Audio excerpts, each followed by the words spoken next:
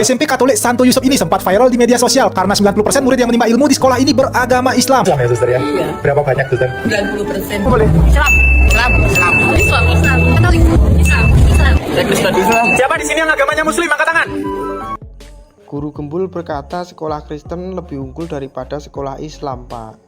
Ya harus kita akui, sekolah yang berbasis Kristen atau Katolik seringkali diisi oleh siswa yang kebanyakan beragama Islam. Kenapa bisa terjadi seperti itu? Alasan yang saya tangkap karena semakin tahun terutama generasi muda sekarang lebih terbuka Pak pola pikirnya. Nggak kaku dan kolot seperti generasi-generasi sebelumnya mengenai keyakinan. Selain karena kurikulum atau mata pelajarannya ya tentunya.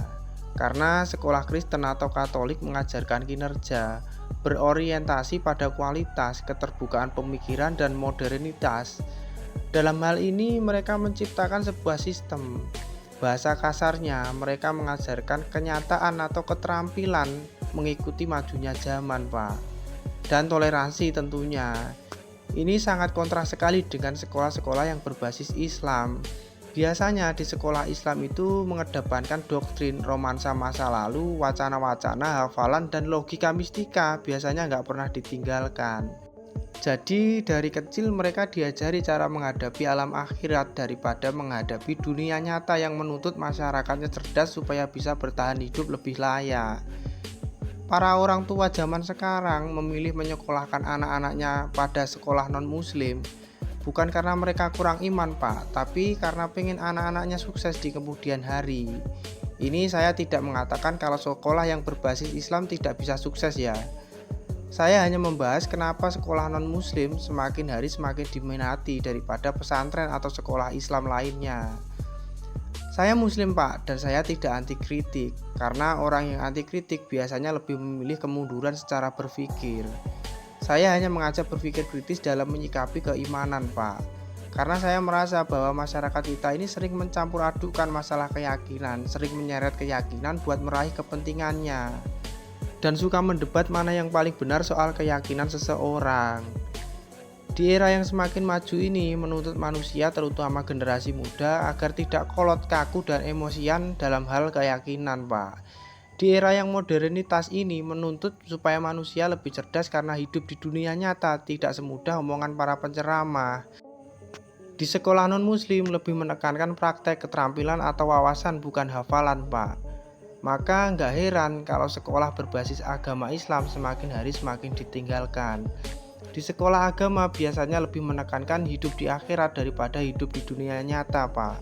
Mereka mendidik akhlak, sopan santun, dan hafalan.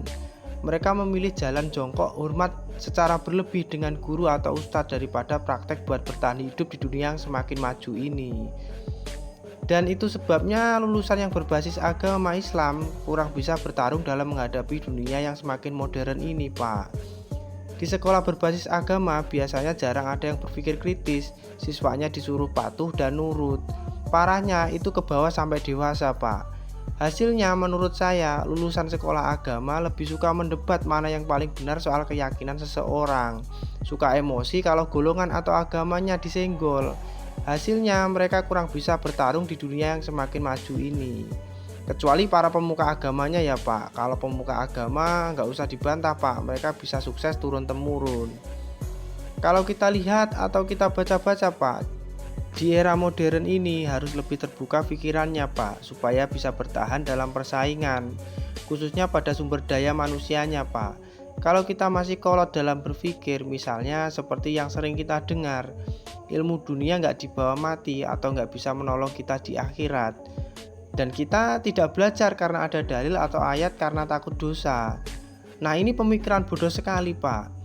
Harusnya kita bisa berpikir lebih lentur dalam menanggapi hal ini. Sebab hidup di dunia nggak cukup dengan memikirkan akhirat, Pak.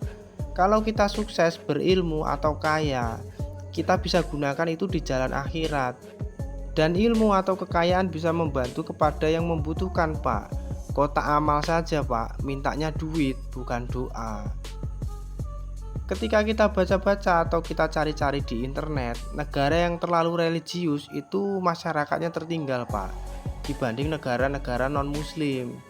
Saya tidak menyalahkan agama Islam, Pak. Yang saya kritisi hanya pemikiran kebanyakan masyarakat Indonesia ini yang kolot dan emosian dalam menyikapi agama.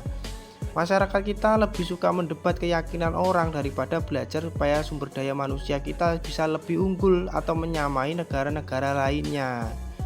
Jadi kalau sekolah non-muslim makin diminati oleh orang muslim, harusnya di era yang semakin maju ini sekolah-sekolah yang berbasis agama Islam bisa lebih fleksibel dalam mendidik muridnya sesuai dengan perkembangan zaman, supaya mereka mampu bersaing di dunia yang semakin hari semakin maju ini.